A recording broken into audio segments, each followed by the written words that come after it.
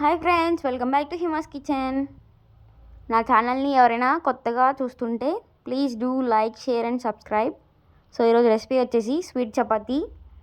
ప్రాసెస్లోకి వెళ్ళిపోదామా? ఫస్ట్ అయితే చపాతీ పిండిలో కొంచెం స్టఫింగ్ పెట్టుకుంటున్నా, షుగర్ ఒక 2 స్పూన్స్ వేసుకొని. సో దాన్ని ఇప్పుడు మంచిగా బాల్లా చేసుకుంటున్నా. బాల్లా చేసుకొని లైట్గా అలా ప్రెస్ చేసి దాని మీద కొంచెం లైట్గా పౌడర్ వేసుకుంటున్నా.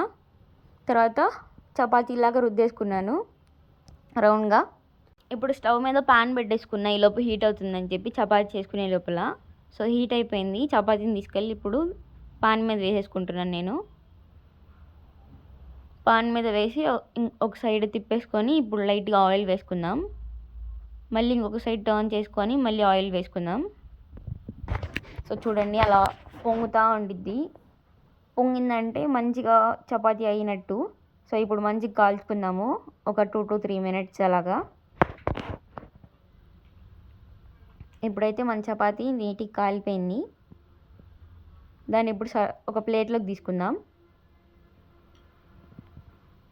దీని కాంబినేషన్ ఏముండదు, అలాగే తినేయడమే. చాలా బాగుంటుంది. ఎప్పుడైనా స్వీట్ క్రేవింగ్స్ వస్తే ఇలా తినచ్చు. Bye friends.